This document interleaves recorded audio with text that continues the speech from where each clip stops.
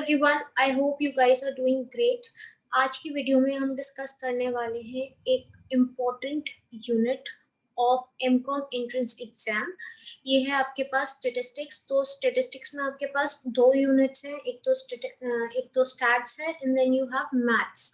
Okay, तो आज की वीडियो में कुछ इम्पॉर्टेंट टॉपिक जो हैं स्टैट्स के हम वो डिस्कस करेंगे and basically those topic belong to these three categories: kurtosis, correlation and regression. ये काफी इम्पोर्टेंट है और इम्पोर्टेंट क्यों है वो मैं इसलिए बोल रही हूँ क्योंकि आप में से जिसने भी प्रीवियस ईयर के क्वेश्चन पेपर्स देखे होंगे उनको पता होगा कि इस पर्टिकुलर टॉपिक से क्वेश्चंस आए हैं। ओके, और जिसने नहीं देखे हैं, just give me a second, I will show you कि क्वेश्चंस आए हैं या फिर नहीं आए हैं। सो अराउंड आपके इस पर्टिकुलर टॉपिक में से, या इस टॉपिक में से नहीं कहूंगी, इस पर्टिकुलर सब्जेक्ट में से आपके 10 to 12 क्वेश्चंस जो हैं वो आते हैं। और उनमें से जो कुछ क्वेश्चंस हैं वो मैंने यहाँ पर भी आपको, एक मिनट, यस, तो ये कुछ क्वेश्चन है। Question number 60, 61, then you have 58 question number, okay, 51, 52 and 53. So you can see कि क्वेश्चन नंबर 51 से लेकर क्वेश्चन नंबर अराउंड 61 तक, ओके, आपके क्वेश्चंस लास्ट ईयर भी आए हैं। So you can imagine the importance of this particular subject. ये बाकी अगर आप कंपेयर करोगे जितने भी बाकी सब्जेक्ट्स हैं ना, लाइक इको है या फिर मैनेजमेंट है, उनमें से सबसे ज्यादा इजी आपको ये लगेगा ना। कुछ लोग बोलेंगे कि हमने स्टैट्स ऑप्ट नहीं किया था क्योंकि ये ऑप्शनल भी सब्जेक्ट है during your MCom, sorry BCom honours या फिर बीकॉम। ये आपके पास एक जो ये सब्जेक्ट है ये ऑप्शनल सब्जेक्ट है आपके पास। So let me tell you कि मेरे पास भी स्टैट्स नहीं था, स्टिल मुझे ये बहुत इजी लगता है क्योंकि इसमें से ना कोई प्रैक्टिकल क्वेश्चंस नहीं आते हैं। मुश्किल से वो अगर उन्होंने 10 या 12 क्वेश्चंस दिए ना, तो एक क्वेश्चन हो सकता है कि वो प्रैक्टिकल दे दें। बाकी जितने भी क्वेश्चंस है ना वो सारे के सारे आपके थ्योरेटिकल क्वेश्चंस ही होंगे। और वो इकलौता जो प्रैक्टिकल क्वेश्चन होगा ना, वो भी आपको ऐसे सॉल्व नहीं करना है। आपने जो प्रॉपर्टीज रीड की होंगी ना, आपको वही प्रॉपर्टीज वहां पे अप्लाई करनी है। तो ये काफी इजी और काफी स्कोरिंग है। तो अगर आपने स्टैट्स के ही अपने क्वेश्चन सही कर दिए, सपोज आपके 10 क्वेश्चंस आ रहे हैं, तो 40 marks are in your pocket. So बहुत इंपॉर्टेंट है और बहुत इजी भी है।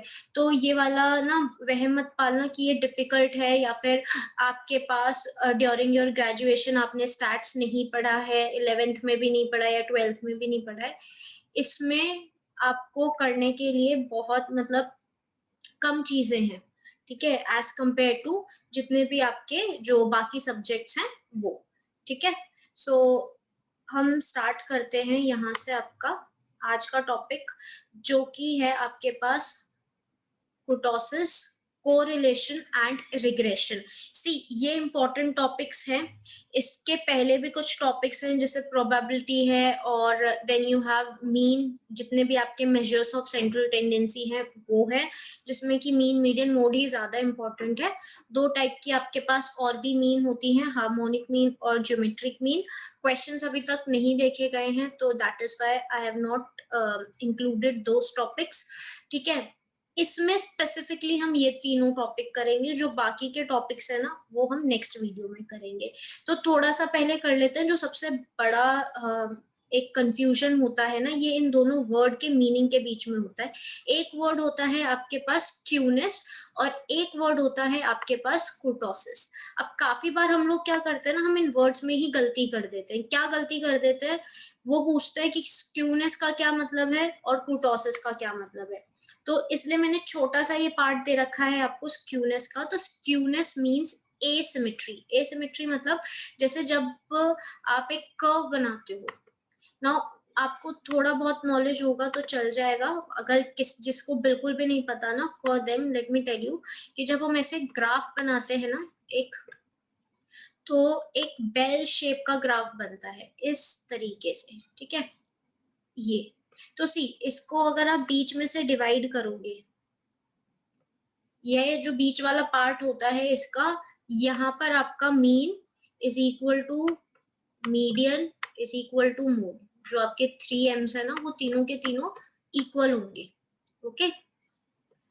पर अगर वो इक्वल नहीं है, सी अगर ऐसा ग्राफ है तो दिस इज सिमेट्री कि आपका जो लेफ्ट वाला पार्ट है ग्राफ का वो राइट वाले पार्ट के बिल्कुल इक्वल है। पर अगर ये चीज नहीं है आपके पास, हो सकता है कि आपका मीन ग्रेटर हो than your median and your mode, तो वो क्या हो जाएगा, पॉजिटिवली स्क्यूड। ओके, मतलब आपका जो ये है ना, ये टेल जो है इस ग्राफ की, see this is the tail, इसको हम टेल बोलते हैं। ये जो टेल है ये आपकी राइट हैंड साइड पे अगर जा रही है तो दैट मीन्स वो पॉजिटिवली स्क्यूड है। अगर वो लेफ्ट हैंड साइड की तरफ आपकी टेल जा रही है इधर की तरफ तो वो नेगेटिवली स्क्यूड है। और इसका क्या मतलब है कि मोड आपका बड़ा है और मीन आपका छोटा है। मीडियन क्योंकि वो बीच वाली वैल्यू होती है तो वो तो हमेशा आपका बीच में ही रहता है। ओके, तो स्क्यूनेस फाइंड आउट करने के आपने तरीके सीखे होंगे। एक तो कार्ल पियर्सन होता है जिसमें हम मीन और मीडियन ये सब लेके चलते हैं, ठीक है, मीन मीडियन मोड इनको देखते हैं हम कार्ल पियर्सन के मेथड में। फिर एक बोलेज मेथड है। बोले का मेथड क्या था, उसके अंदर आप क्वार्टाइल्स को करते हो चेक।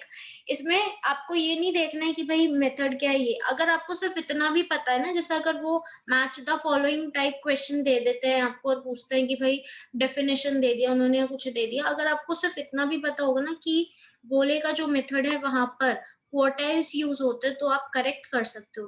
देन ऐसे ही कैली का भी मेथड है स्क्यूनेस फाइंड आउट करने का, तो यहाँ पे परसेंटाइल्स यूज होती है और डेसाइल्स यूज होती है। ये डी था, सॉरी। ओके, उसके बाद एक और टॉपिक था, ये जो पर्टिकुलर टॉपिक है ना इसमें 2018 में एक क्वेश्चन आया था। ये ना 4 स्टेप्स होते हैं आपके, ठीक है, मूवमेंट्स में। तो सबसे पहला आपका होता है मीन, जो आपका फर्स्ट मूवमेंट होता है। Then second, then third and fourth. तो सबसे पहला मीन होता है, उसके बाद वेरिएंस होता है, स्क्यूनेस होता है एंड कुर्टोसिस होता है। अगर हमें इतना भी पता है ना तो हम फाइंड आउट कर सकते हैं चीजों को। तो यहाँ पे से ये दे रखा है स्क्यूनेस। ओके, तो इसलिए ये भी, ये 2018 में आ रखा है क्वेश्चन, मूवमेंट से रिलेटेड, आप चेक कर सकते हो। ओके, और हाँ, अब टॉपिक स्टार्ट करने से पहले एक इम्पॉर्टेंट चीज, जिसने भी मतलब अभी तक मॉक टेस्ट वगैरह नहीं दिए हैं, प्लीज स्टार्ट गिविंग देम। कोई अलग से डेट नहीं आएगा यहाँ पे। जो www.nta.ac.in में यहाँ पे लिख भी रही हूँ आपके लिए, और डिस्क्रिप्शन में भी लिंक दे दूंगी, nta.ac.in,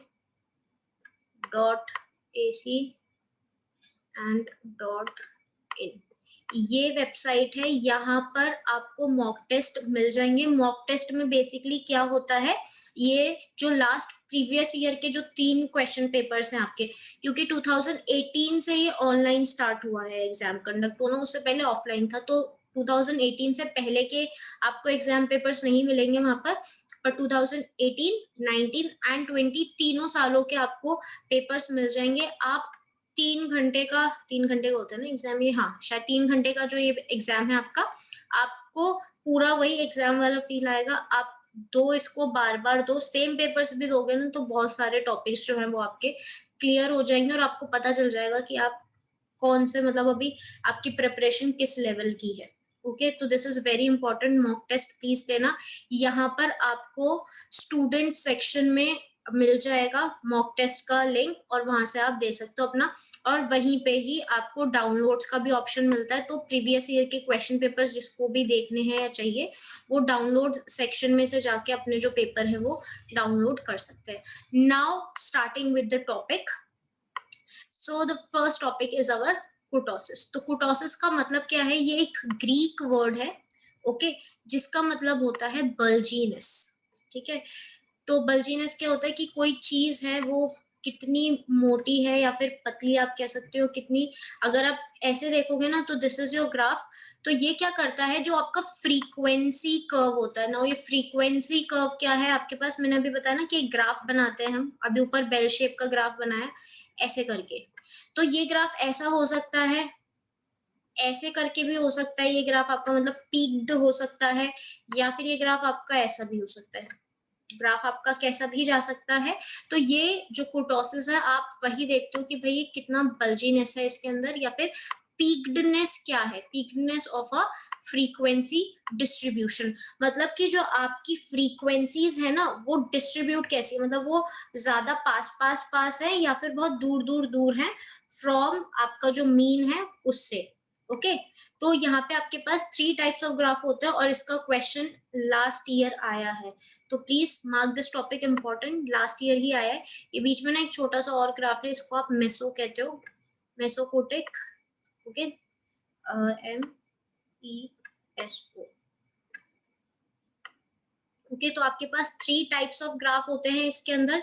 सबसे पहला होता है आपका, ऊपर से देखो या नीचे से, जैसा आपका मन करे, तो हम लेप्टो से स्टार्ट करते हैं। सबसे पहला होता है आपके पास लेप्टोकोटिक। तो लेप्टोकोटिक में क्या होता है कि वो जो आप ऐसे याद रख सकते हो, लेप्टो मतलब लंबा वाला, ठीक है, बहुत लंबा आपका इस तरीके से जाएगा, कुछ पीक्डनेस, वो ज्यादा ही लंबा है। तो यहाँ पे जो फ्रीक्वेंसीज है ना वो काफी पास पास पास है मीन से। मेसोकोटिक में मतलब कि जो मिडिल में आ रहा है, बीच वाला, ये वाला जो है आपका यहाँ पर, ये मेसोकोटिक है। इसमें क्या है कि नॉर्मल है चीजें, वेराज प्लेटकोटिक क्या होता है आपके पास, प्लेटिकोटिक होता है आपका कुछ इस तरीके से, ऐसा, ऐसे। इसमें क्या है कि जो फ्रीक्वेंसी डिस्ट्रीब्यूशन है आपका वो काफी दूर दूर दूर है। सी अगर आपका मीन यहाँ पे लाई करता है, मैंने अभी ऊपर बताया था ना कि मीन जो है आपको वो बीच में आता है, मीन मीडियन मोड, तो मीन के पास सी, इस वाले में मीन के पास ज्यादा वैल्यूज है या फिर इस वाले में, ये सी दूर दूर है, इतना दूर, इतना दूर, वेरएज यहाँ पे डिस्टेंस जो है वो कम है। तो लेप्टो में सबसे कम डिस्टेंस, मेसो में बीच बीच का चीज, एंड प्लेटिकोटिक में सबसे ज्यादा डिस्टेंस जो है आपका रहता है। इसी ग्राफ में से क्वेश्चन आया था लास्ट टाइम। ओके तो जो रेंज होती है कुटोसिस की वो क्या है आपके पास 3। एक क्वेश्चन आपका ऐसा बन जाता है, अभी हम कोरिलेशन करेंगे, तो कोरिलेशन का जो आंसर आएगा आपका, उसकी रेंज क्या होती है, तो उसकी +1 से -1 तक होती है। ऐसे ही अगर आपसे कुटोसिस की रेंज पूछा जाएगा तो आप क्या बोलोगे, +3 से -3 के बीच में इसकी रेंज होती है, मतलब जो आपका आंसर लाई करेगा वो +3 और -3 के बीच में लाई करेगा। डिनोट कैसे करते हैं हम इसको, β2 नीचे की तरफ से। ओके सो ये कुछ बेसिक चीजें थी जो आपको कुटोसिस के बारे में पता होना चाहिए। नाउ कुटोसिस मतलब बी स्क्वायर आप कैसे निकालते हो, ये आपका 4th सेंट्रल मूवमेंट होता है। ऊपर जस्ट अभी हमने किया था, मीन था, वेरिएंस था, फिर आपके पास क्यूनेस था, फिर आपके पास कुटोसिस था। तो मीन होता है आपके पास फर्स्ट सेंट्रल मूवमेंट, फिर होता है आपके पास variation, variance sorry, then you have skewness and last one is kurtosis. तो ये आप कैसे निकालते हो, जो आपका 4th सेंट्रल मूवमेंट है वो आप लोगे एंड देन उसको डिवाइड कर दोगे आप स्टैंडर्ड डिविएशन से 4th मूवमेंट का। ओके नाउ मूवमेंट क्या होता है, ये ज्यादा डिटेल में नहीं जाना है, बेसिक चीजें आपको पता होना चाहिए, क्वेश्चंस मत सॉल्व करने लग जाना इसके। सो सी ये सबको मैंने बना रखा है यहाँ पे ज्यादा क्लियर है। मेसोकॉर्टिक क्या है आपके पास, नॉर्मल डिस्ट्रीब्यूशन है आपकी, ठीक है, नॉर्मल डिस्ट्रीब्यूशन है। और यहाँ पर जो आपका कुटोसिस की वैल्यू होगी वो क्या होगी 3। देन यू हैव लेप्टोकॉर्टिक, उसमें क्या है कि काफी लॉन्ग जाती है, आप इसको ऐसे याद रख सकते हो, L फॉर लॉन्ग और L फॉर लेप्टो। तो यहाँ पर जो आपकी वैल्यू है ये है आपके पास पॉजिटिव कुटोसिस, ये ग्रेटर देन 3 होती है, ठीक है। और यहाँ पर ये है आपके पास प्लेटिकोटिक, ये प्लेन है, मतलब ऐसे फ्लैट टाइप प्लेट की तरह इसको मान लो आप। तो यहाँ पे ये क्या है आपका नेगेटिव कुटोसिस, तो ये क्या है नेगेटिव कुटोसिस। यहाँ पे जो बी स्क्वायर है आपकी उसकी वैल्यू क्या, B2 sorry, B this is not B square, β2 की वैल्यू क्या होगी लेस देन 3। ओके अब इनकी जो ये तीनों आपके ग्राफ्स हैं इनकी थोड़ी थोड़ी प्रॉपर्टीज देख लेते हैं। तो सबसे पहला मेजर्स ऑफ कुटोसिस, मेसोकॉर्टिक क्या होता है आपके पास, ये सिमिलर टू नॉर्मल डिस्ट्रीब्यूशन होता है आपका।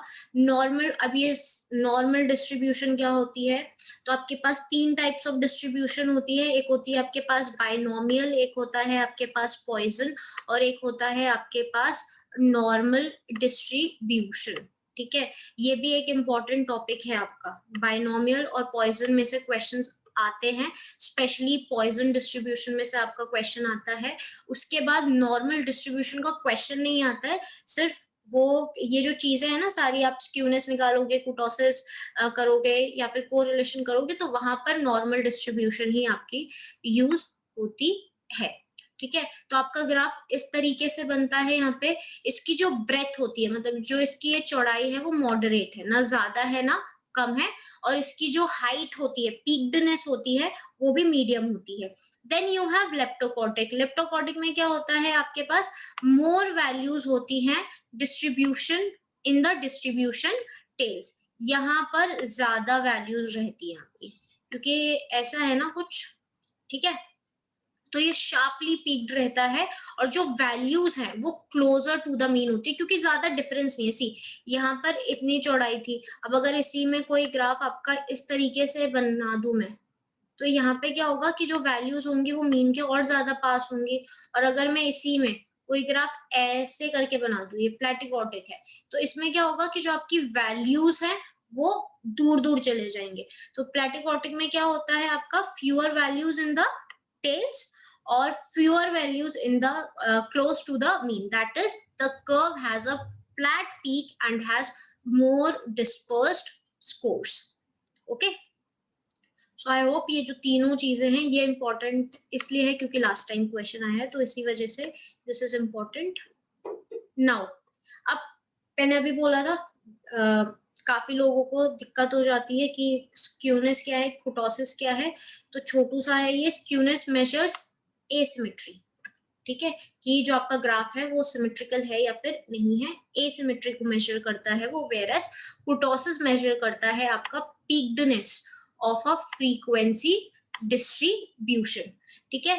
तो यहाँ पर अगर आप देखोगे तो सी, ऐसे कंपैरिजन कर लो आप, अगर जहां पर आपका mean is greater than your mode, तो आपकी पॉजिटिव स्क्यूनेस रहती है, और आपका जो ग्राफ बनता है, मतलब वो क्या बनता है आपके पास, प्लेटिकॉटिक, ठीक है। तो यहाँ पे क्या हो जाएगा, आपका जो मीन वैल्यू है वो 3 से कम होगी, मेजो में 3 के इक्वल होगी और लेप्टो में 3 से ज्यादा होगी, मतलब कि मोर वैल्यूज जो हैं वो मीन के पास पास पास आएंगी।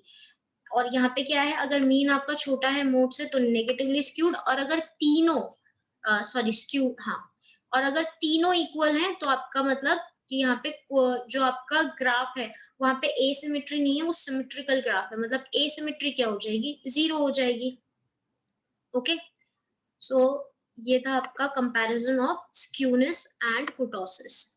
नाउ स्टार्ट करते हैं कोरिलेशन। तो कोरिलेशन का फर्स्ट क्वेश्चन ये हो सकता है कि उसको किसने डेवलप किया था। ओके, तो यहाँ पे आपको दो चीजें मिलेंगी। सबसे पहला, वो जो डेवलप किया था वो किया था सर फ्रांसिस गैल्टन ने। अभी आगे रिग्रेशन पढ़ोगे वो भी सेम ने ही किया था, सेम इंसान ने, सर फ्रांसिस गैल्टन।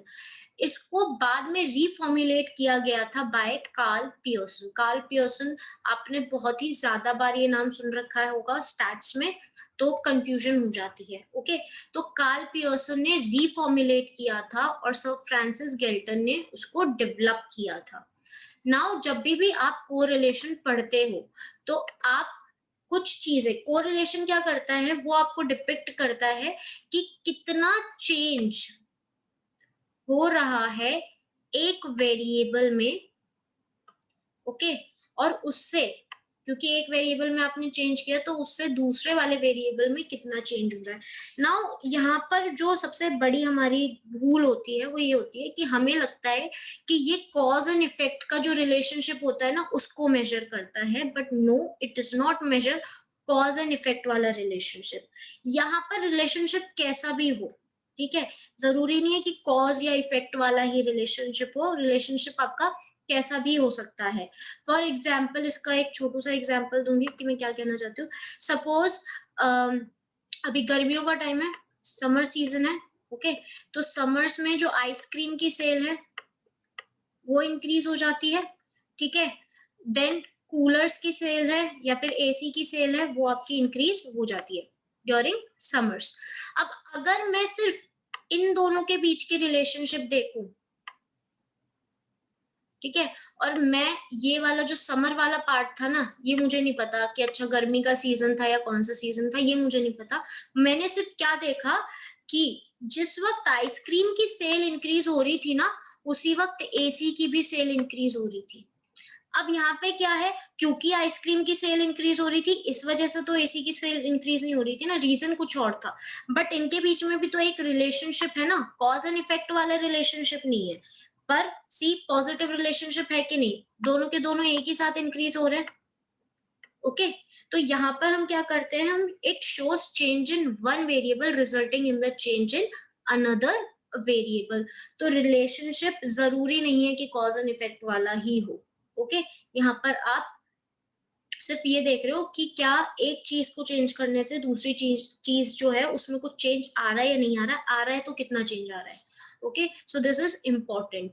तो यहाँ पर क्या क्या चीजें आपको पता चलती हैं, आप इसको ऐसे याद रख सकते हो, S2D, स्टडी करके कुछ भी याद कर लेना, S2D मतलब सबसे पहले जो एसोसिएशन है, मतलब जो दो वेरिएबल्स हैं उनके बीच का जो एसोसिएशन है उसकी स्ट्रेंथ क्या है, कि एसोसिएशन जो है वो कैसा एसोसिएशन है, उनका कितनी स्ट्रेंथ है उसकी। ठीक है, मतलब अगर मैंने जैसे बोला कि आइसक्रीम की सेल इंक्रीज हुई और एसी की भी सेल इंक्रीज हुई, अब अगर मैं आइसक्रीम को 1 से बढ़ा रही हूँ, ओके, तो क्या एसी में भी उतना ही चेंज आ रहा है, क्या इतना स्ट्रॉन्ग है इनका रिलेशनशिप या फिर नहीं है। Then degree of association, then direction of correlation.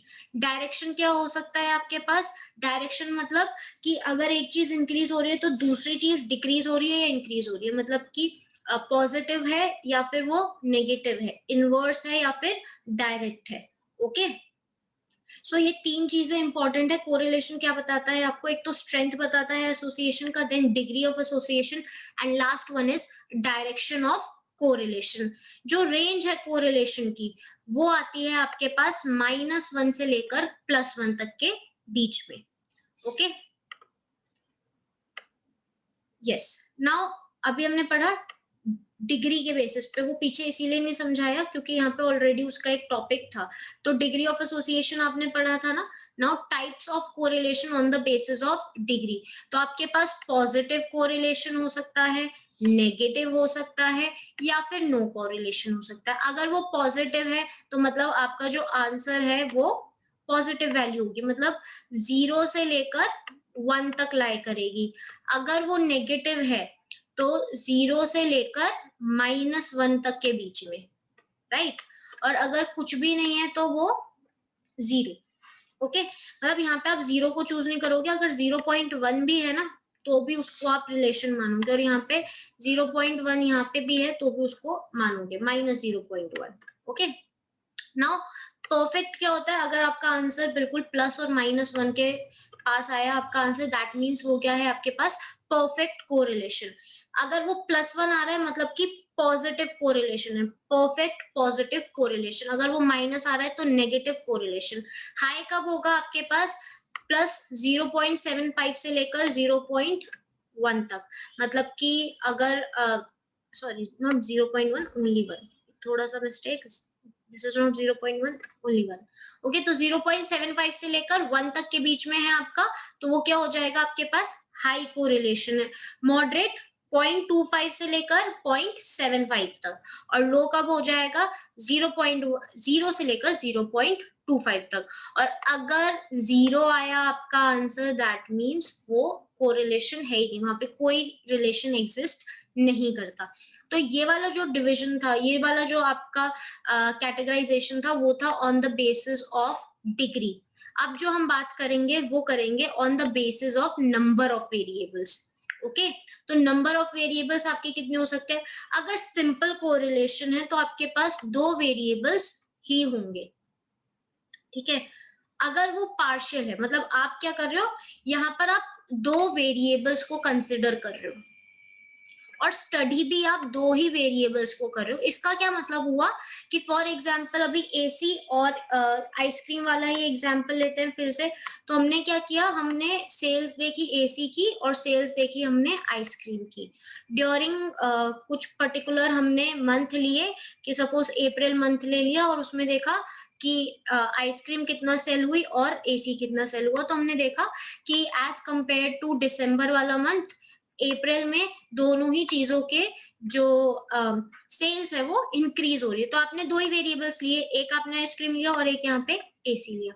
Partial में क्या होता है आपका, आप कंसिडर तो दो ही वेरिएबल को करते हो, मतलब जब आप अपना रिजल्ट दिखाओगे ना तो उसके अंदर दो ही वेरिएबल्स लिखोगे, पर जब आप स्टडी कर रहे हो, मतलब आप पूरा प्रोसीजर जो ले रहे हो उसमें आप मोर देन टू वेरिएबल्स को कंसिडर कर रहे हो। अब यहाँ पे कैसा हो सकता है, जैसे यहाँ पे आइसक्रीम था और एसी था, पर आप क्या कर रहे हो, आप ये भी देख रहे हो कि अच्छा समर का मंथ था ना, इस वजह से इन दोनों की ही सेल्स जो है वो इंक्रीज हो रही है।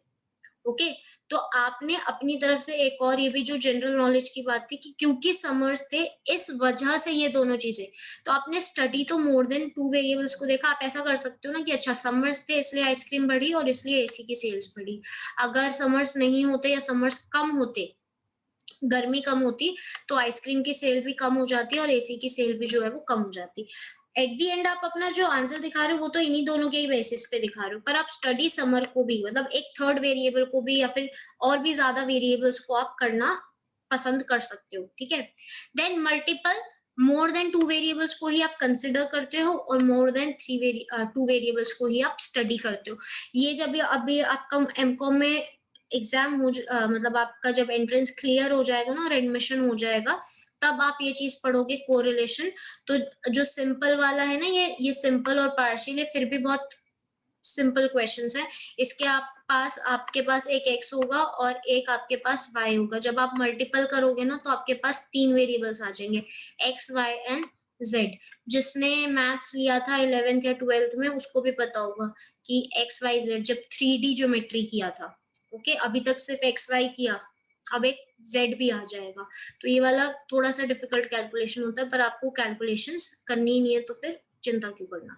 Okay, now on the basis of linearity, मतलब कि जो आपका रिलेशनशिप है, आप जब ग्राफ पे ड्रॉ कर रहे हो तो वो ऐसे लाइन बन रहा है, नीचे भी जा सकता है ऊपर भी जा सकता है, या फिर वो कोई कर्व टाइप बन रहा है, नॉन लीनियर है। तो यहाँ पे क्या है, आप ऐसा लीनियर हो सकता है लीनियरिटी के बेसिस पे, जिसमें कि आपकी लाइन बनेगी, चेंज जो है वो कांस्टेंट है, मतलब कि अगर वो ऐसे जा रहा है ना तो वो ऐसे ही जा रहा है, अगर वो नीचे जा रहा है ना तो वो नीचे ही जा रहा है। इसकी तरह नहीं कि अच्छा पहले ऐसे गया फिर ऐसे हो गया फिर ऐसे गया फिर ऐसे हो गया, ये क्या हो जाएगा, नॉन लीनियर हो जाएगा, क्योंकि यहाँ पे कर्व्स बन रहे हैं आपके। Okay, now moving on to methods. See methods में सिर्फ you should remember the formula, specially ये वाला जो है ना, इसके अंदर ये पर्टिकुलर कार्ल पियर्सन, ये फॉर्मूला पूछ सकते हैं क्योंकि फॉर्मूला इज नॉट डिफिकल्ट, और ये पर्टिकुलर फॉर्मूला आपने 11th क्लास में किया हुआ है।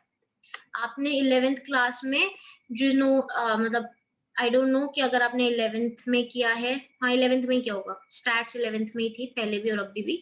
तो ग्राफ मेथड आपने कर रखा है, स्कैटर डायग्राम आपने कर रखा है, और आपने कार्ल पियर्सन मेथड भी कर रखा है ड्यूरिंग योर 11th क्लास। तो इसका फॉर्मूला अगर वो आपसे डायरेक्टली पूछ लेते हैं तो आपको कोई दिक्कत नहीं होनी चाहिए। Okay, scatter diagram is easy और ग्राफ भी इज क्वाइट इजी।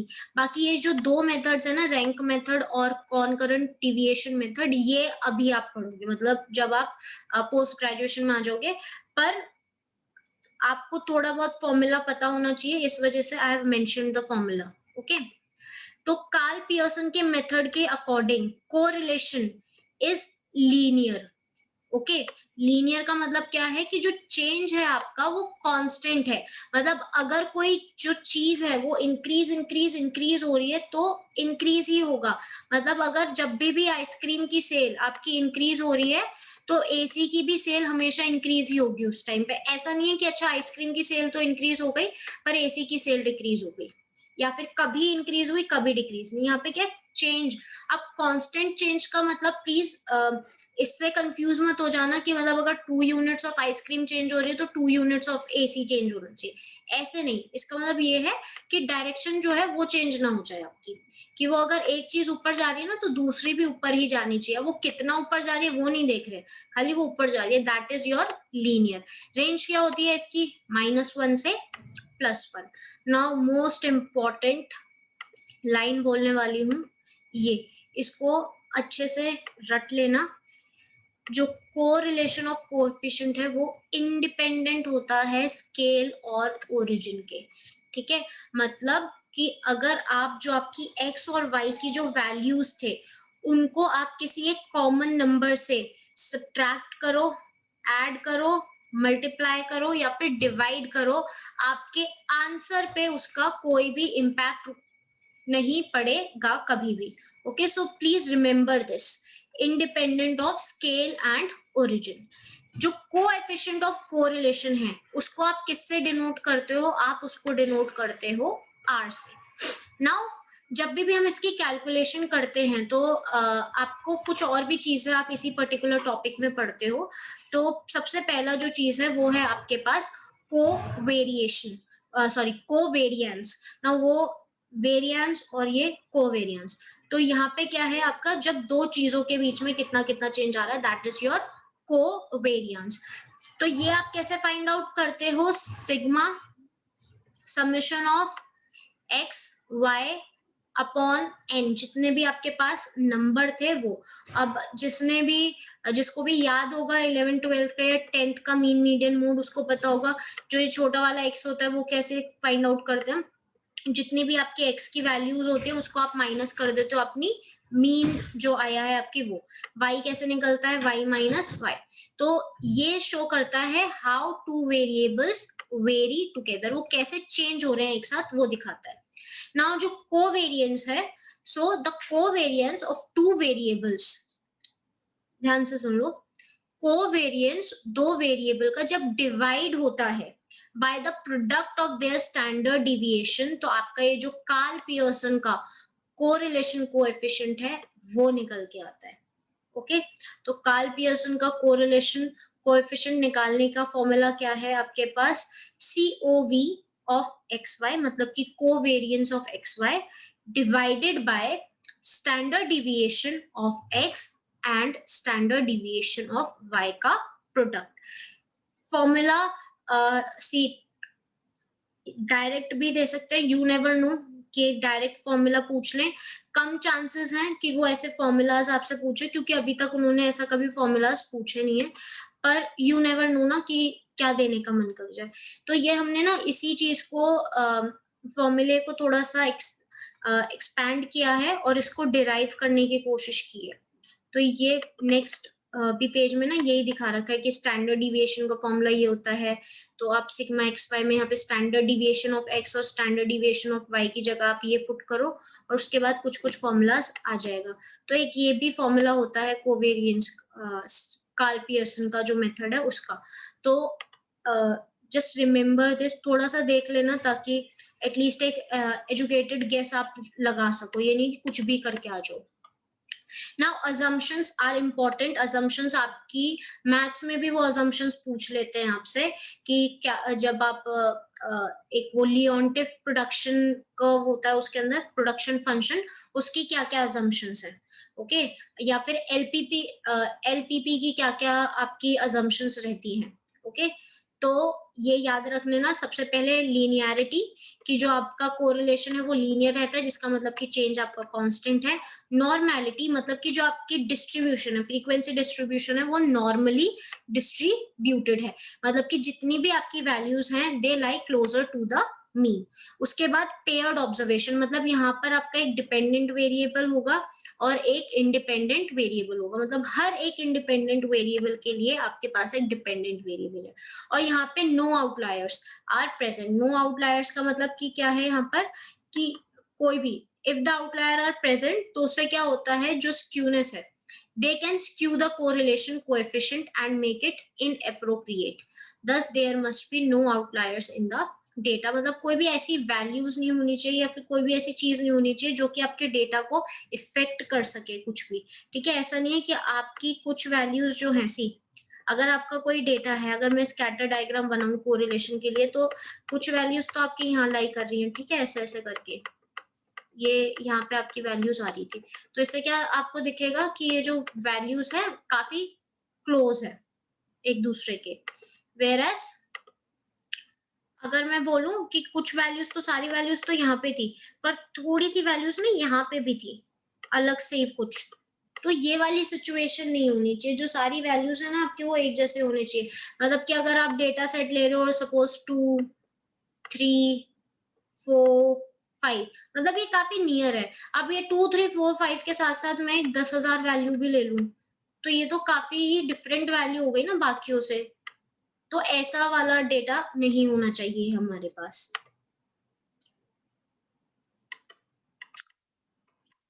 ना प्रॉपर्टीज क्या क्या होते हैं, मैंने बोला प्रॉपर्टीज स्टार्टिंग में ही हर चीज की प्रॉपर्टीज आपको लर्न होनी चाहिए। तो इजी सी प्रॉपर्टीज हैं, जो भी हमने पीछे किया है वही अभी आगे भी बोलेंगे वो हमसे दोबारा दोबारा रिवाइज करने के लिए। तो इट लाइज बिटवीन -1 से लेकर +1 तक के बीच में, मतलब कि r की वैल्यू +1 से छोटी होगी या इक्वल होगी और -1 से बड़ी होगी या फिर इक्वल होगी। तो -1 और +1 के बीच में ही, और ये एक स्ट्रेट लाइन पे लाई करते हैं। ओके, आर की जो वैल्यू अगर आपकी +1 और -1 के क्लोज है दैट मीन्स कि स्ट्रॉन्ग कोरिलेशन है, और जितना वो 0 के पास होगी उसका मतलब क्या हो जाएगा, आपके पास उतना ही वीक कोरिलेशन हो जाएगा। तो ये जो कार्ल पियर्सन कोएफिशिएंट है आपका, वो ज्योमेट्रिक मीन है। अब जिसने ये पहली बार वर्ड सुना है, ये जो चीज है ये 11th क्लास में आपकी डिस्कस नहीं हुई थी, ज्योमेट्रिक मीन। सिर्फ एनसीईआरटी की बुक में ना एक जगह पे इसका छोटा सा नाम दे रखा है कि ज्योमेट्रिक मीन होता है और हार्मोनिक मीन होता है। अर्थमेटिक मीन, जो मीन आप कैलकुलेट करते हो ना, measures of central tendency, 3 types of mean होते हैं। एक तो होता है आपके पास अर्थमेटिक मीन, एक होता है ज्योमेट्रिक मीन, और एक होता है आपके पास हार्मोनिक मीन। तो ये वहां से चीज आई है ज्योमेट्रिक मीन। इसका फॉर्मूला बिल्कुल अलग होता है एज कंपेयर टू हार्मोनिक या फिर अर्थमेटिक मीन। तो सिर्फ याद रख लो अभी चीजों को कि geometric mean of two regression coefficient. तो आर क्या होता है आपके पास, it is the geometric mean of two regression coefficients. Now these people are quite smart. अब वो आपसे क्या करेंगे, आपको सपोज वो ये दो वैल्यूज दे देंगे कि जो बी ऑफ एक्स है और बी वाई एक्स है, मतलब जो स्लोप है वो आपको दे के रखेंगे, रिग्रेशन कोएफिशिएंट आपको दो दे के रखेंगे और आपसे पूछ लेंगे find out the correlation. Now आपको अभी मैंने बोला कि क्वेश्चंस ऐसे नहीं आएंगे, पर ये तो प्रॉपर्टी बेस्ड क्वेश्चन है ना, इसमें आपको कुछ भी नहीं करना, जो दो वैल्यूज उन्होंने दे रखी है उनको यहाँ पे पुट करना और अपना आंसर निकालना है। तो ये तो आपका प्रॉपर्टी बेस्ड क्वेश्चन है, ऐसे क्वेश्चंस आ सकते हैं, तो ये चीजें याद रखना। और आई डोंट रिमेम्बर प्रॉपरली, पर शायद से एक बार इसका क्वेश्चन आया है, आई एम नॉट श्योर, पर शायद से मैंने इसका क्वेश्चन जो है वो एक बार देखा है, या तो मैंने किसी मॉक टेस्ट वगैरह में देखा है या फिर बुक में ही देख लिया था, तो नहीं याद है मेरे को।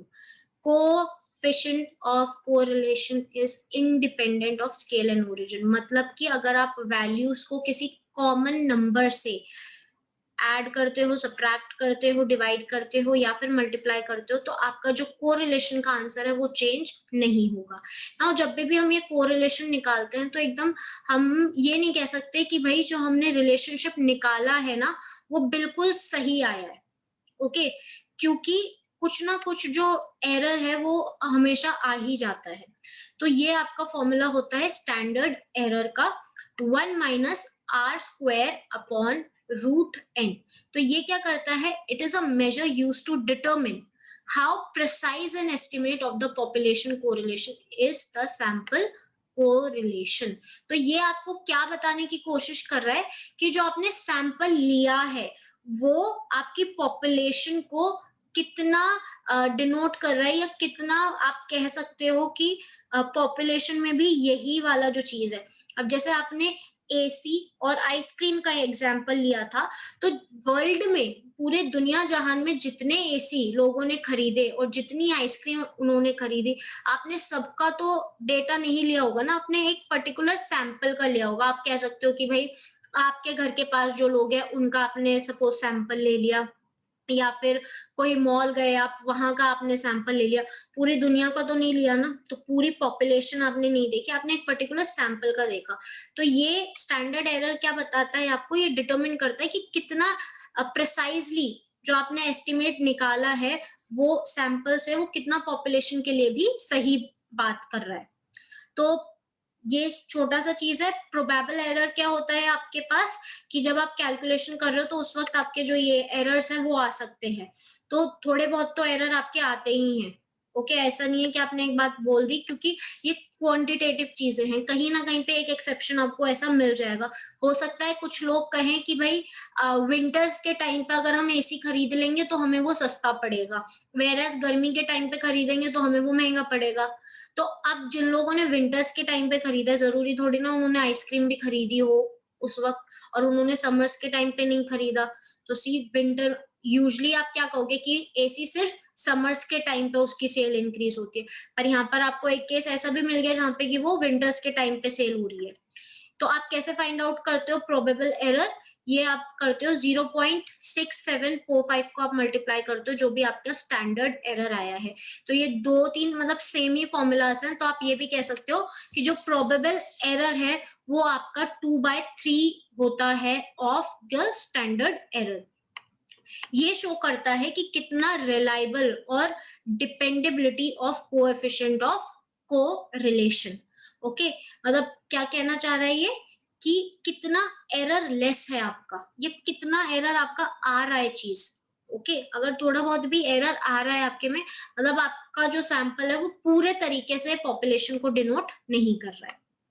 नाउ इम्पोर्टेंस क्या है प्रोबेबल एरर की? ये आपको बताता है कि जो आपके आर की वैल्यू है वो कितनी से कितने तक लाई करनी चाहिए।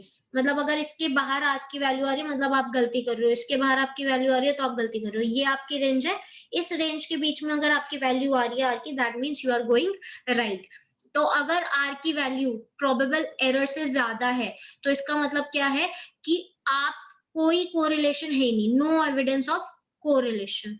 अगर R की वैल्यू 6 टाइम्स PE से ज्यादा है उसका मतलब कि ये सिग्निफिकेंट है, आप इसको एक्सेप्ट कर सकते हो, आप बोल सकते हो कि हाँ भाई आप जो सैंपल दिखा रहे हो वो पॉपुलेशन को डिनोट कर रहा है।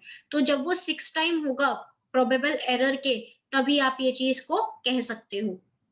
Okay, now coefficient of determination कुछ खास नहीं है, उसी का स्क्वायर कर दिया है। मतलब अभी जो आप कोरिलेशन ऑफ कोएफिशिएंट देख रहे थे ना, कोएफिशिएंट उसका स्क्वायर, आर का स्क्वायर। तो यहाँ पे क्या है आपका, अब इसमें ना ये देख लेना, ये जो पर्टिकुलर फॉर्मूला है इसको वो रीड करने के लिए दे देते हैं, बहुत बदतमीज लोग होते हैं, ऐसे पूछ लेंगे आपको कुछ कुछ उन्होंने दे दिया, ठीक है, रिलेशनशिप, और बोला कि फिर लाइंस दे देंगे नीचे कि इसका मतलब क्या है। सपोज उन्होंने बोला कि 50% ऑफ एक्स, ऐसे करके उन्होंने कुछ दिया। अब वो आपसे पूछ लेंगे कि इसका मतलब क्या है, तो मतलब यहाँ पे आप कैसे बताओगे? सबसे पहली चीज, वो कोएफिशिएंट ऑफ कोरिलेशन का स्क्वायर होता है और 0 से 1 के बीच में लाई करता है। स्क्वायर अगर आपको पता है तो स्क्वायर हमेशा पॉजिटिव ही होता है, ठीक है, कभी भी नेगेटिव स्क्वायर नहीं होता है किसी भी चीज का।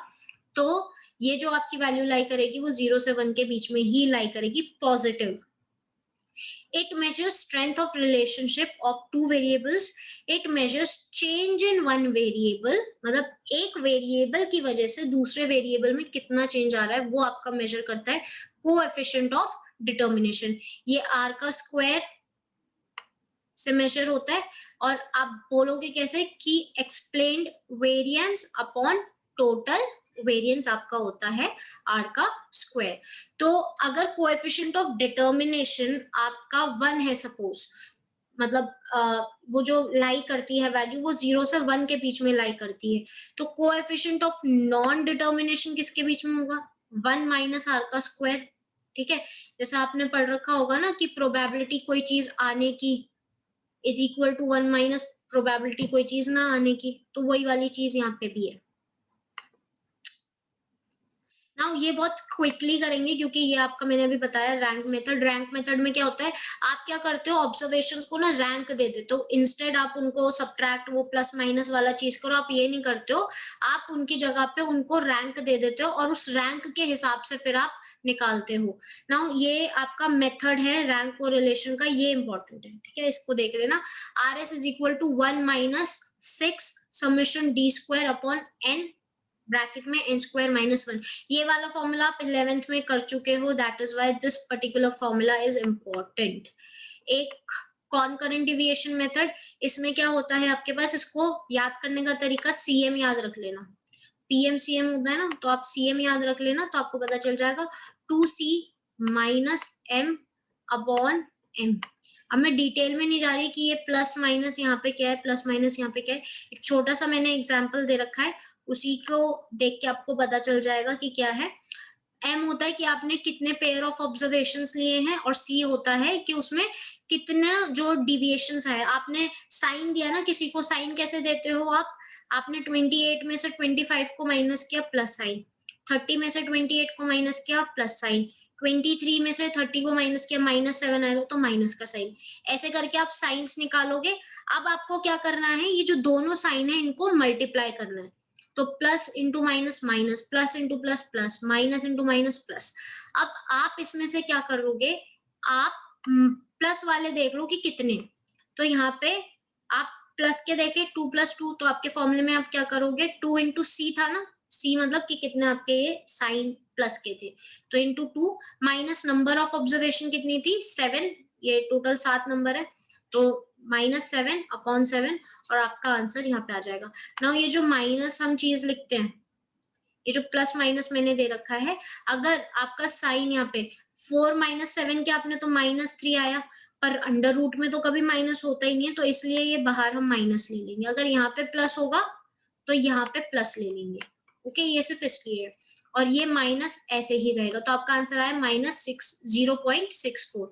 इसका क्या मतलब है कि आपका जो रिलेशन है वो नेगेटिव रिलेशनशिप है, मतलब कि अगर एक चीज इस केस में बढ़ रही है तो जो दूसरी जो चीज है वो घट रही है।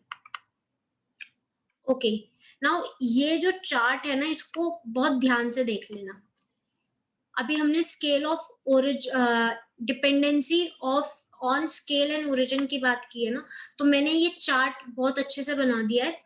मीडियन जो होता है वो इंडिपेंडेंट होता है ओरिजिन के भी और स्केल के भी। ओरिजिन मतलब कि आप जो आपकी वैल्यूज थी, सपोज आपके पास वैल्यू थी 1 2 3। ओके, आपके पास ये जो थी वो वैल्यूज थी, और अब क्या करोगे आप, आपने क्या किया, आपकी जो वैल्यूज थी उनको प्लस और माइनस कर दिया, मतलब इन सब में अगर सपोज मैं +1 कर दूं, ओके, तो क्या आपका आंसर चेंज होगा या फिर नहीं होगा, वो आपका बताता है मीडियन। तो मोड में भी आपका सेम चीज होगा, तो ये जो टेबल है पूरा डिपिक्ट कर रहा है। अब मीन कैसे डिपेंडेंट होता है, सी नंबर ऑफ वैल्यूज तो आपकी सेम ही थी 1 2 3, ठीक है। अब अगर आप आंसर निकालोगे, यहाँ पे आपने +1 +1 +1 कर दिया, इसका मतलब क्या हुआ कि ये कितना हो गया अब आपका टोटल, 1 + 1 2 3 4, राइट, 4 + 3 + 1 8। अब आप जो करोगे वो आप करोगे 8 डिवाइडेड बाय 3। पहले आपके पास आंसर 2 आ रहा था, अब आपके पास आंसर क्या आएगा, यहाँ पे सॉरी 9 नहीं है, अब आपका आंसर जो आएगा वो 3 आएगा, मतलब आपका आंसर चेंज हो गया ना। तो अगर आपके आंसर्स चेंज हो रहे हैं दैट मीन्स कि वो डिपेंडेंट है, अगर आपके आंसर्स चेंज नहीं हो रहे हैं तो दैट मीन्स कि वो इंडिपेंडेंट है। ये पूरा चार्ट आप अच्छे से देख लेना। ओके, तो मीन डिपेंडेंट होता है दोनों पे, मतलब कि अगर आप वैल्यू चेंज कर दोगे तो वो डिपेंडेंट रहेगा।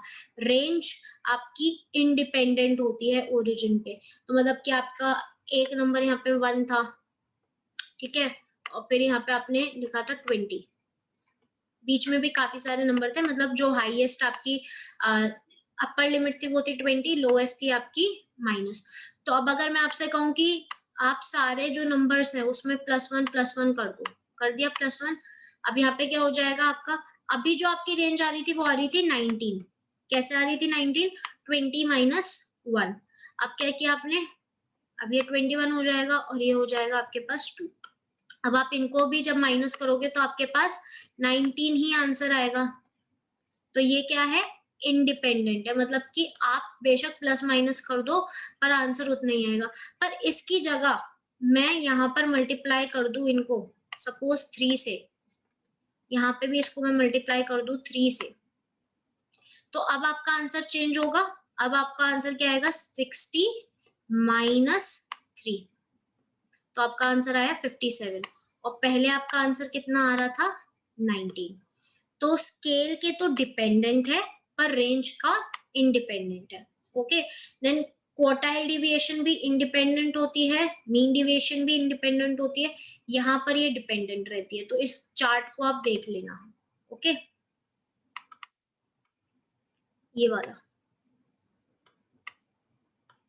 Then you have regression analysis. See correlation क्या बता रहा था, रिलेशनशिप बता रहा था, regression analysis cause and effect बताता है, यहाँ पर कॉज एंड इफेक्ट आता है। तो यहाँ पे मैंने लिख भी रखा है, कोरिलेशन एसोसिएशन बताता है कि क्या दो चीजें एसोसिएटेड हैं एक दूसरे से या फिर नहीं, whereas regression analysis cause and effect बताते हैं। तो यहाँ पर एक वेरिएबल डिपेंडेंट होता है और दूसरा वेरिएबल इंडिपेंडेंट होता है। ओके, नाउ नीचे देखते हैं, ये छोटू सा है काफी, तो इसको भी फ्रांसिस गैल्टन ने ही कॉइन किया था टर्म को 1877। ये चीज देख लो, इसमें से क्वेश्चन आया है, if I am not wrong 18 में आया था या फिर 19 में इसका क्वेश्चन आया था। और क्या आया था, उन्होंने ऐसे करके ये इक्वेशन दे रखी थी, ऐसे ही सेम इक्वेशन दे रखी थी और उन्होंने पूछ लिया था कि ए क्या है। ओके, तो आपको बताना था, उन्होंने ऑप्शंस दे रखे थे, ए एक independent variable, dependent variable, constant या फिर स्लोप, इंटरसेप्ट या फिर स्लोप। तो कंफ्यूजन हो जाती है। तो देखो, जो अकेला बंदा है वो आपका कांस्टेंट है और उस कांस्टेंट को हम इंटरसेप्ट बोलते हैं, ठीक है। और जो भी किसी के साथ है यहाँ पे, जैसे यहाँ पे x भी हो सकता है और y भी हो सकता है, जो किसी के साथ है वो है आपके पास स्लोप, ठीक है। और ये है आपका y, ये है डिपेंडेंट। तो फिर से इसको बना देते हैं, थोड़ा सा डर्टी हो गया ये। तो आपके पास दो टाइप के रिग्रेशन हो सकते हैं, या तो आप x ऑन y का देख रहे हो कि y ऑन x देख सकते हो कि y का क्या इफेक्ट पड़ रहा है आपका x के ऊपर, या फिर आप x ऑन y देख सकते हो। तो यहाँ पे क्या होता है कि आप y फाइंड आउट कर रहे हो एक x की वैल्यू देके, ठीक है। और आपके पास ये भी सिचुएशन हो सकती है कि आप y की हेल्प से x को फाइंड आउट कर रहे हो। तो हम अगर देखें तो इसकी स्लोप हम कैसे लिखते हैं, अगर हम बात कर रहे हैं स्लोप ऑफ लाइन, इस वाले केस में वो bxy होगा, byx होगा, और इस वाले केस में वो bxy होगा। मतलब जो पहले, अगर x पहले था तो यहाँ पर भी b के साथ x पहले आएगा, y बाद में। यहाँ पे पहले y पहले था तो b के साथ y पहले आएगा। ये अभी हम कर रहे थे ना, रिग्रेशन कोएफिशिएंट का स्क्वायर, ज्योमेट्रिक मीन ऑफ, ऐसे करके हमने लिखा था वहां पे पीछे bxy। थोड़ा सा वीडियो बैक करके देखोगे आप तो आपको ये वाला चीज दिखेगा। तो उस वक्त अगर ये समझ में नहीं आया तो ये आप समझ लो कि ये क्या चीज थी। ये रिग्रेशन, जो आप स्लोप ऑफ लाइन कहते हो कि बी ऑन एक्स वाई या हो सकता है, या फिर बी ऑन वाई एक्स हो सकता है वो। तो रिग्रेशन लाइन को आप कहते हो line of best fit. Okay, तो यहाँ पर अब देखो, अगर आप y ऑन x बोल रहे हो तो इसका मतलब क्या है कि आप y की वैल्यू फाइंड कर रहे हो with the given value of x। तो वहां पर y आपका डिपेंडेंट हो जाएगा, मतलब जो चीज आपके पहले है वो डिपेंडेंट है, जो चीज आपकी बाद में है वो इंडिपेंडेंट वेरिएबल है। और b आपका होता है हमेशा ही स्लोप, और a होता है आपके पास कांस्टेंट या फिर इंटरसेप्ट। ये चीज याद रख लेना, इंटरसेप्ट क्या होता है, स्लोप क्या होता है, डिपेंडेंट क्या होता है, इंडिपेंडेंट क्या होता है। ऐसे ही डायरेक्ट उन्होंने इक्वेशन दे रखा था। उसके बाद है least square method. Now method बता नहीं रही, इसको ऐसे करके ना कैलकुलेट करते हैं, सिग्मा से मल्टीप्लाई करके, डिवाइड करके। तो ये चीज हमारे लिए इंपॉर्टेंट नहीं, क्योंकि वो ऐसा क्वेश्चन नहीं देंगे आपको। हमारे लिए इंपॉर्टेंट है प्रॉपर्टीज। तो we will do the properties और उसके बाद we will see few questions इस टॉपिक से। और भी मतलब जो मैंने क्वेश्चंस इसमें डाल रखे हैं, सिर्फ वो क्वेश्चंस नहीं आए थे, और भी क्वेश्चंस आए थे, बट हम वही क्वेश्चंस देखेंगे जो इस टॉपिक से रिलेटेड है। तो रेंज क्या होता है रिग्रेशन का भी, -1 से +1 तक। बोथ रिग्रेशन कोएफिशिएंट का सेम साइन होना चाहिए, मतलब कि अगर bx का, ये वाला bxy का प्लस है तो इसका भी प्लस ही होना चाहिए। ये प्रॉपर्टीज से रिलेटेड बहुत क्वेश्चंस देते हैं, तो इस वजह से इनको ध्यान से देख लेना। कोएफिशिएंट ऑफ कोरिलेशन क्या होता है, ज्योमेट्रिक मीन होता है टू रिग्रेशन कोएफिशिएंट। सी फिर से आ गया ये वाला चीज। आपका जो रिग्रेशन होता है, रिग्रेशन कोएफिशिएंट, वो भी इंडिपेंडेंट होता है ओरिजिन के, पर डिपेंडेंट होता है स्केल के। ओके, अगर एक रिग्रेशन कोएफिशिएंट, अब सी हमने बोला कि वो -1 से लेकर +1 तक के बीच में लाई कर रहा है, तो अगर एक ग्रेटर देन यूनिटी है, मतलब एक ग्रेटर देन 1 है, तो दूसरा छोटा होगा 1 से, ये याद रखना। ठीक है, तो वो ऐसे पूछ सकते हैं, आपको एक बोल देंगे one of the regression coefficient is 0.7, find the other, तो आप अदर फाइंड आउट कर सकते हो, 1 माइनस 0.7 और 0.3 आपका आंसर हो जाएगा। ओके, मतलब छोटा ही होगा उससे। अगर आपके पास B X Y is equal to B Y X है, मतलब सपोज ये भी 1 था और ये भी 1 था, तो ये आर के इक्वल होगा। इसका एक एग्जांपल करते हैं, सपोज ये 2 है, ठीक है, और ये भी 2 है, तो आप आर की वैल्यू कैसे फाइंड आउट करते हो? आर की वैल्यू हम फाइंड आउट करते हैं ऐसे करके, 2 इंटू 2, तो ये आ जाएगा आपके पास √4। √4 किसके इक्वल होता है? 2 के। तो अगर आपका बी वाई एक्स और बी एक्स वाई इक्वल है, तो वो आर के इक्वल होंगे हमेशा। एक कॉमन मैथ्स है, पर उस टाइम पे हम भूल जाते हैं। तो जो आपका रिग्रेशन है, it can be determined by the help of direction and magnitude of correlation से भी आपका पता चल सकता है। मतलब अगर स्ट्रॉन्ग है कोरिलेशन, तो आप कह सकते हो कि आपका आंसर 1 के पास आने वाला है। और अगर मैं आपको ये भी बता दूं कि भाई जो रिलेशनशिप है ना वो नेगेटिव है और बहुत स्ट्रॉन्ग है, तो आप बता सकते हो कि आपका आंसर जो है वो -1 के पास में आएगा। अब यहाँ पे ऐसा होता है, अगर आपके r की वैल्यू 0 है, ठीक है, तो ये जो दोनों लाइन होती है ना, दोनों के जो स्लोप है वो परपेंडिकुलर होंगे, ठीक है। और अगर ये आपकी वैल्यू इस तरीके से भी हो सकता है, अगर ये ऊपर जा रहा है मतलब आपकी जो ये लाइन है रिग्रेशन जो r की, वो प्लस, अगर वो ऊपर जा रही है दैट मीन्स +1, अगर वो नीचे आ रही है तो -1, ठीक है।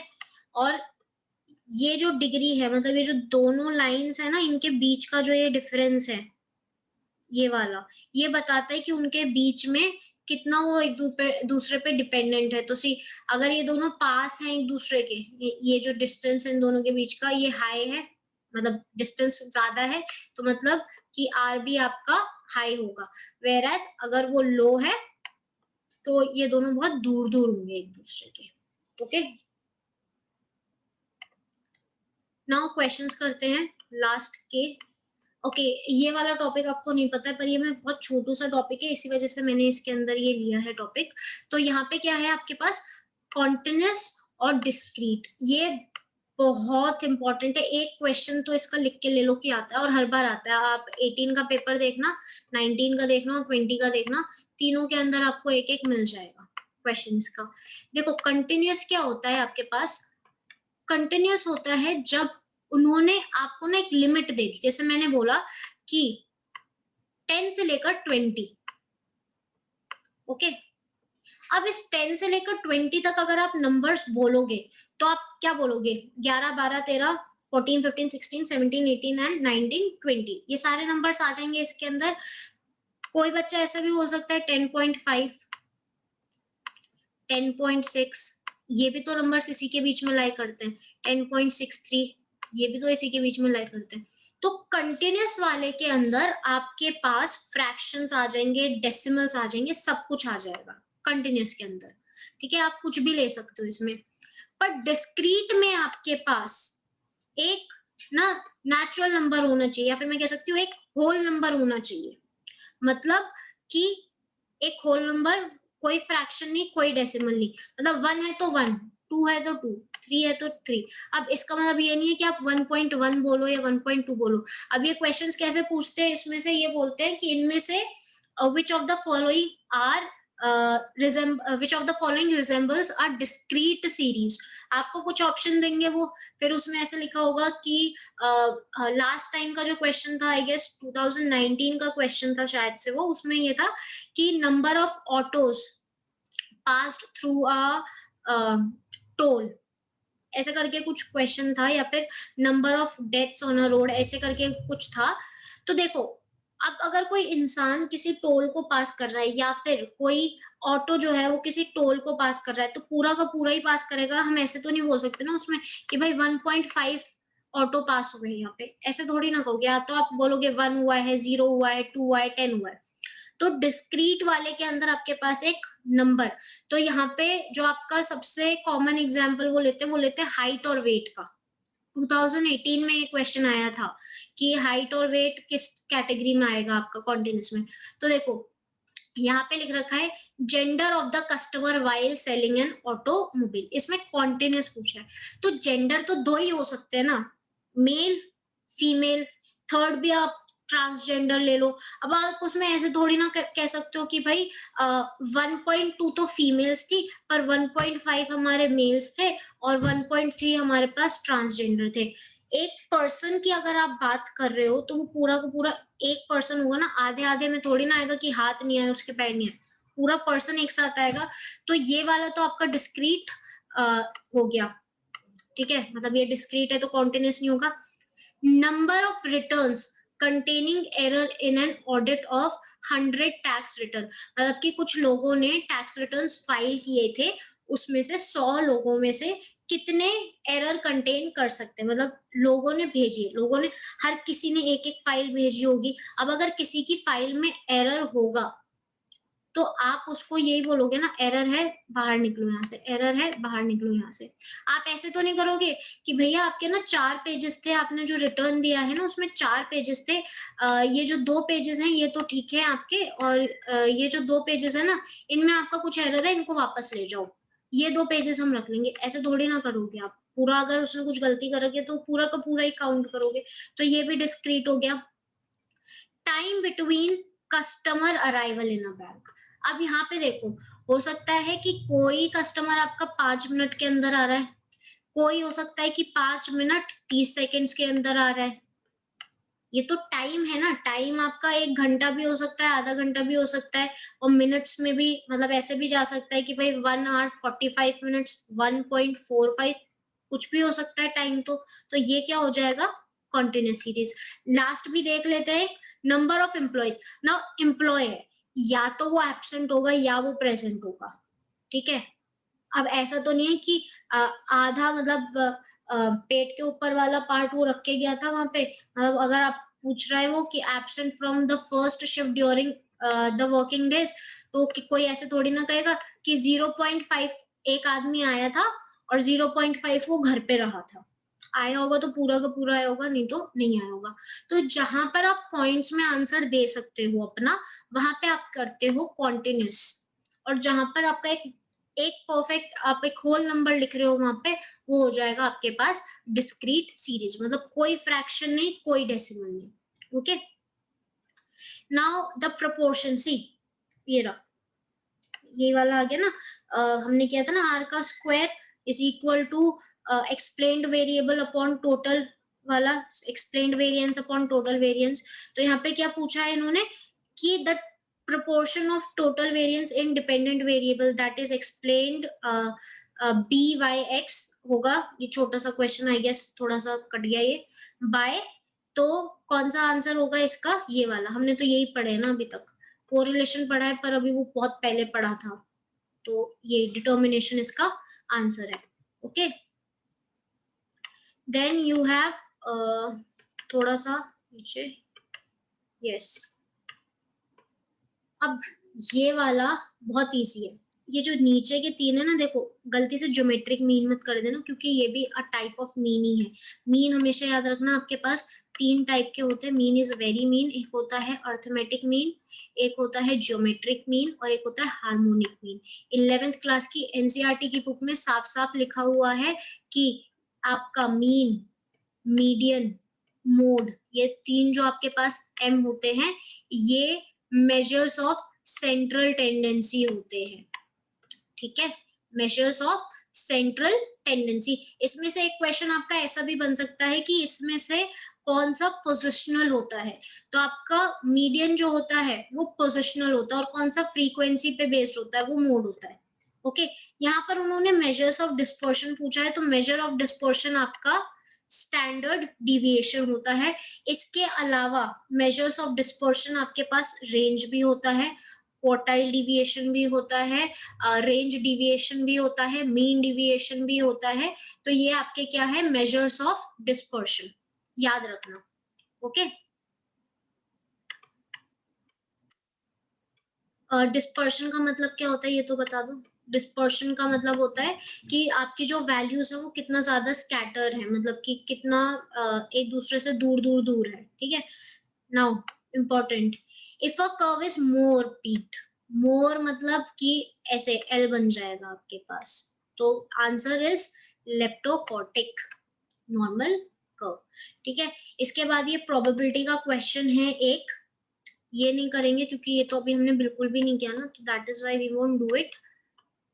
ये वाला करेंगे, आ गया, ये देखो y is equal to 18 minus 10x, तो इनमें से कौन सी स्टेटमेंट ट्रू है? तो देखो ये जो है ना आपके पास, ये चीज यहाँ पर, ये जो कोएफिशिएंट था, फिर से बनाती हूँ, just give me a second कि कैसे पता चल लगेगा आपको।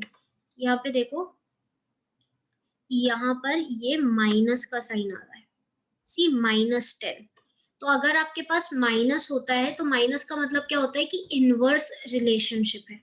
ठीक है, तो हमें पता है कि रिग्रेशन लाइन पे लीनियर ही इक्वेशंस आते हैं आपके पास, तो लीनियर तो है, तो मतलब जहां पे भी नॉन लीनियर लिखा हुआ है वो दोनों ही जगह गलत है।